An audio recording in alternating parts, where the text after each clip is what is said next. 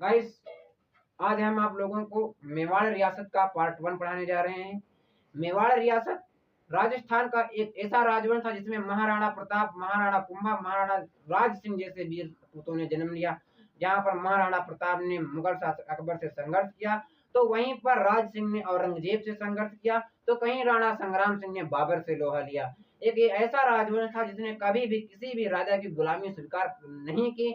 जहाँ एक और राजपुताने के सारे राजा मुगल शासक अकबर के सामने अधीनता स्वीकार करने की होड़ लगाए हुए थे, वहीं पर स्वाभिमान के धनी महाराणा प्रताप ने कभी भी अकबर के सामने अपना सर नहीं झुकाया। आइए हम बात करते हैं मेवाड़ रियासत की। मेरे प्यारे बच्चों, जो मेवाड़ रियासत है, मेवाड़ का नाम सिवी, प्रगवाट या कहीं पर आपको मेदपाट भी देखने को मिलेगा।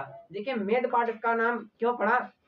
बताया जाता है कि मेवाड़ रियासत जहाँ पर का स्थान है, वहां पर एक मेर जाति रहा करती थी। वो मेर जाति मलेच्छों से युद्ध किया करती थी, जिससे वहां धीरे धीरे जब परिवर्तन हुआ, जब वहां के जो जनजाति थी वो मानव में आ गई, तब उसका नाम मेदपाट पड़ गया। और एक मत ये भी है कि जब पाकिस्तान का एक जिला है जंग जिला, वहां पर जब दुनिया को फतेह करने वाले सिकंदर ने या अलेक्जेंडर ने वहां पर आक्रमण किया, तो वहां पर एक जाति रहती थी। और वहां के कुछ जनजाति लोगों ने अपना अस्तित्व बचाने के लिए मेवाड़ की तरफ प्रस्थान किया और यहीं पर आकर रहने लगे, इसलिए इसको सिवी या मेदपाट भी कहा जाता है।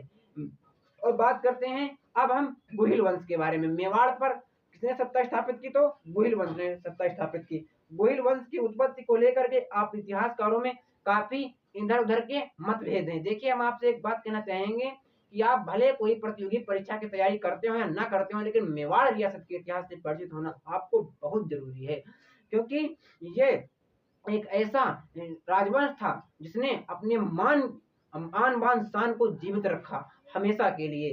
तो इनकी उत्पत्ति के विषय में किन किन विद्वानों के तर्क देखिए, कुछ इतिहासकार इन्हें सूर्यवंशी बताते हैं, तो कुछ इन्हें ब्राह्मण बताते हैं। और फिर हम इनका विश्लेषण करते हुए चलते हैं। एक इतिहासकार हुए नैन्सी और गौरी शंकर हीराचंद ओझा। ओझा ने क्या बताया है कि देखिए, हिंदू धर्म के अनुसार 4 युग हैं: सतयुग, त्रेता युग और द्वापर युग और कलयुग।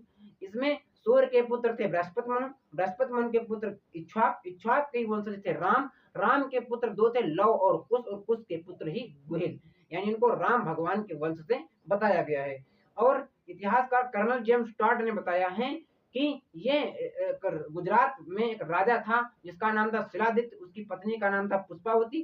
पुष्पावती आबू गई थी जगदम्बा माँ के दर्शन करने के लिए। उनके राज्य यानी गुजरात पर जो वल्लभीपुर नामक राज्य था, जिस पर शिलादित्य राज किया करते थे, और उस शिलादित्य के राज्य पर मलेच्छों ने आक्रमण कर दिया, जिससे उनका राज्य तहस नहस हो गया। जब ये बात पुष्पावती को पता चली तो वो जौहर कर सती होना चाहती थी, लेकिन दासियों ने उनको मना किया और उनको एक गुफा में ले जाकर के कहा कि आप गर्भवती हैं, आप सती नहीं हो सकती। फिर गुफा में उन्होंने एक पुत्र को जन्म दिया और बाद में वो फिर सती हो गई। गुफा में बालक का जन्म होने से उस बालक का नाम गुहिल पड़ा और उसकी देखभाल के लिए कमलावती नाम की एक दासी को उसकी देखभाल के लिए सौंपा गया। और फिर यहीं से ही इनकी उत्पत्ति हो जाती है। मिलते हैं अगले